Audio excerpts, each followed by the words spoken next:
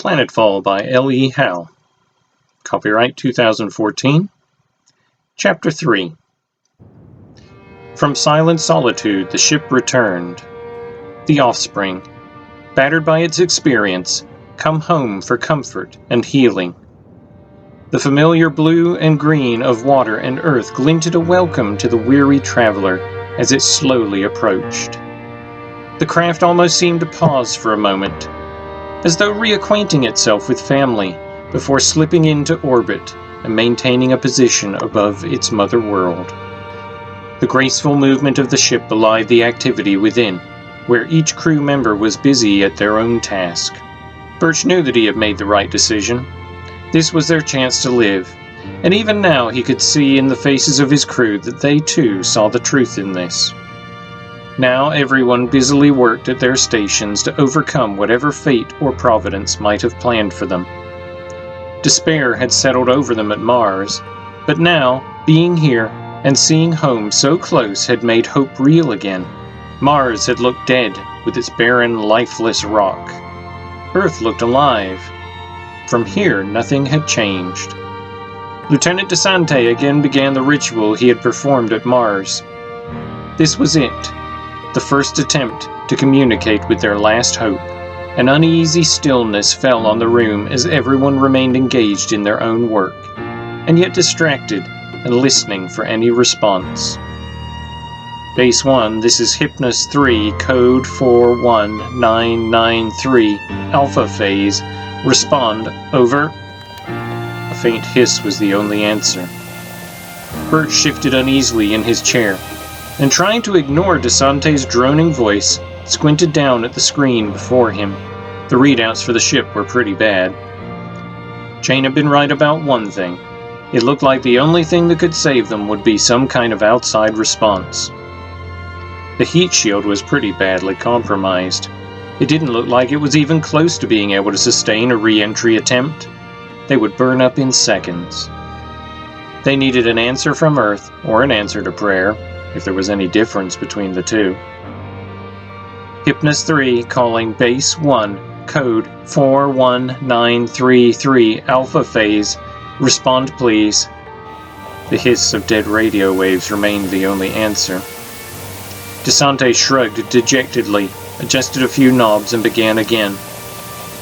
The others had now stopped all pretense of work and watched intently as the process continued. The tension in the command module weighed like ballast as their hopes sank. Base 1, respond please, DeSante pleaded. His voice had more than a hint of desperation. He turned to his commander. Have you tried all possible frequencies? Birch barked. He knew the answer before the young man nodded his assent. Jane, he turned to her, and was met with the scornful look that he had expected. But there was also something deeper, more striking, a look of blind dejection and despair. It was plain that Jane knew she was right, that she had finally been proven in her view of him, but even she had realized that this one victory had only come at the final and utter defeat of everything, even their own lives. Jane, he repeated, send out another probe. We need some idea of what we're working with down there. I want you and Lauren both to monitor it. Pay particular attention to life sustainability. We may need Lauren's expertise yet. See what's happened to atmospheric and biosupport systems. I want a contingency plan for whatever situation you find. Who knows what they've done to themselves? He turned his attention again to DeSante. Suit up. We've got some work to do outside. Birch and the lieutenant walked toward the airlock as the sound of the launching probe echoed through the ship. These were all desperation measures. Birch wasn't really sure how much of it was intelligent thought put into finding a solution, and how much was just keeping them all busy until the inevitable end.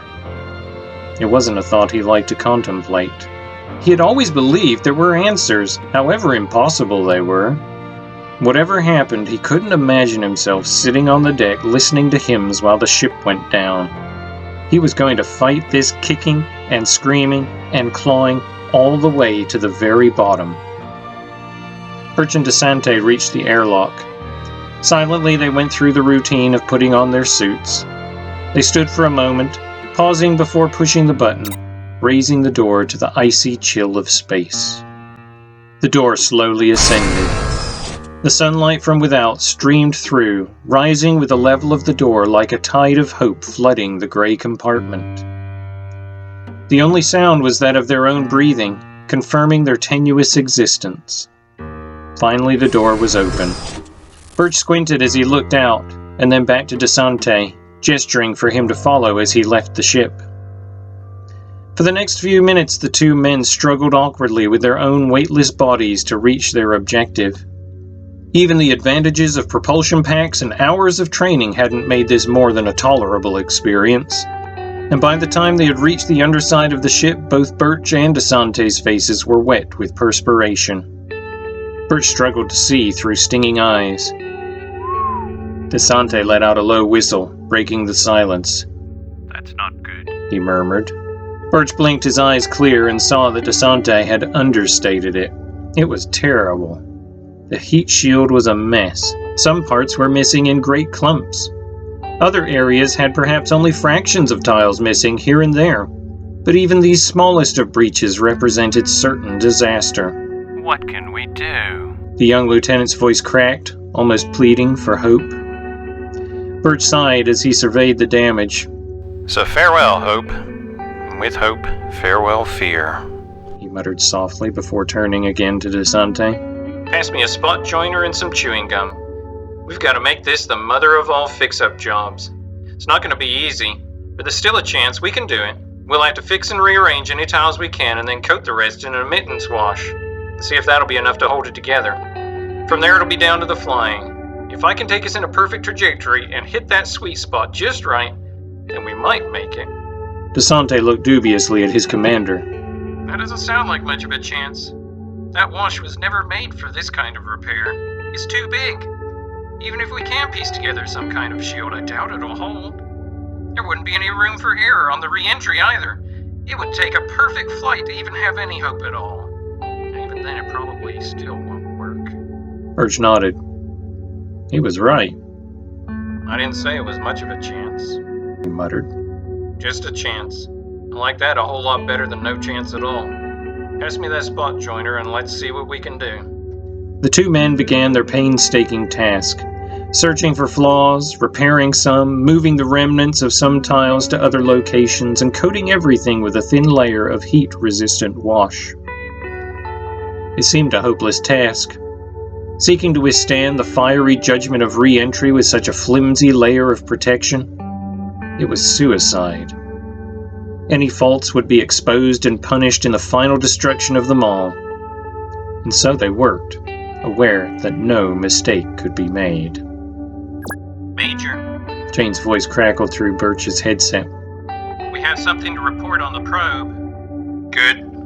Birch continued to inspect the tiles. Go ahead." "Initial reports came back to indicate improved atmospheric content from when we left. Birch paused, lifting his head in surprise. Air quality at low levels for foreign agents and good reports on water vapor purity. That's all we got though.